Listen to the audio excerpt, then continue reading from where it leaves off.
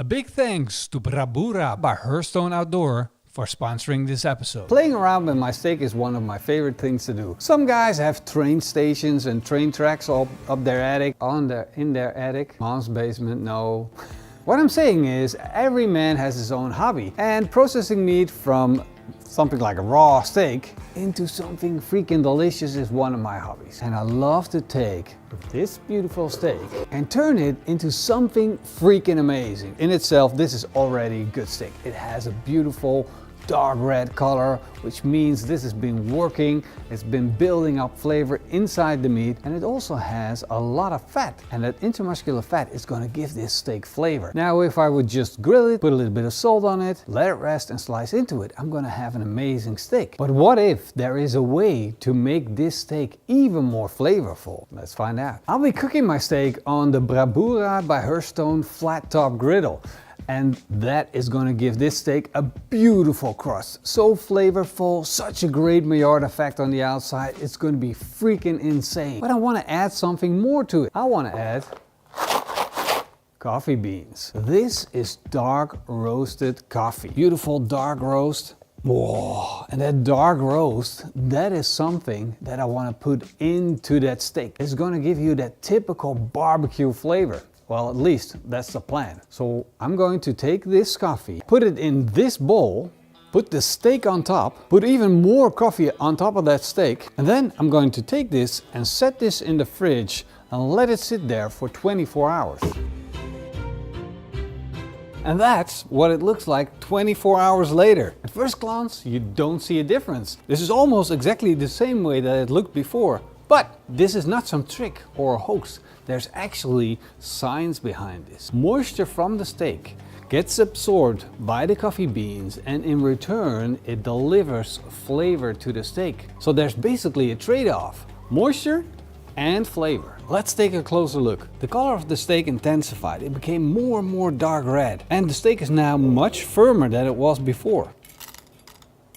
Definitely smells like coffee. And the smell is the first indication that you also have coffee flavor, because the particles that you smell are the same as the particles that are on here. This is now a better steak. A dry, crusty exterior with roasted flavors from the coffee beans and a more intensified beef flavor because of the moisture loss. But what is going to make this steak even better than it already is? That is a good crust. I'm going to fire up the two left burners and set them up to the highest position. My Scotsburg pan goes on. I'm going to drizzle in a little bit of oil, chop fine a garlic clove, dice up an onion, add the onions, add the garlic. Once the onion and garlic turn soft, it's time to add 50 grams of tomato paste. This is condensed tomato paste. I'm going to mix that in and make sure that it gets fried so it sweetens up. Then a can of tomato pulp. Let the tomatoes cook until they become sweet, just as the tomato puree. First the onions have to become soft, then the garlic have to become soft. If you do this the other way around, you start with the garlic, it's going to burn and become bitter. You got to make sure that the individual ingredients get the time to be cooked, to sweeten up, to build up their flavor, and that way you're going to have something amazing in the end. Once the tomatoes have simmered for around 5 minutes, it's time to add some espresso. 2 shots of espresso will do the job. I'm going to follow that up with a tablespoon of Worcester sauce, 4 tablespoons of sugar, a tablespoon of salt, and a teaspoon of fresh ground pepper. And look at how that sauce transforms from a dark red tomato color into a brown barbecue sauce. This sauce has loads and loads of flavor. Try it. Oh. Time for the happy moment. A little bit of oil on the plancha, or a little bit, plenty of oil. Then, when the oil's hot, put the steak on. I'm a firm believer of moving your steak around when you're cooking on grill grates, especially with cast iron. It will help you build up a beautiful crust and more flavor. But with a plancha and a flat top griddle, it's a completely different story.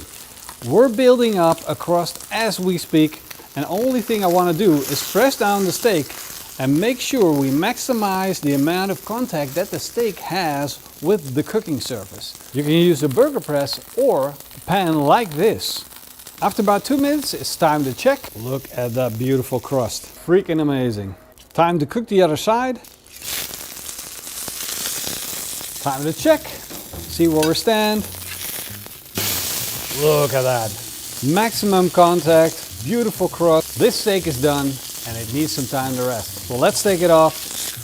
While resting, I'm going to season the steak with a little bit of finishing salt, and that is a light salt that's going to dissolve very easily. I'm going to use my carving knife to slice up my steak,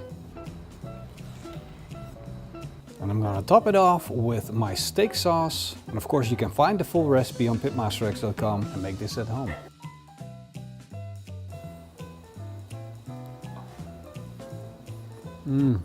That is seriously good. That sauce is freaking amazing, and it has that real nice coffee flavor. It is really, literally out of this world. A coffee steak is something you need to try.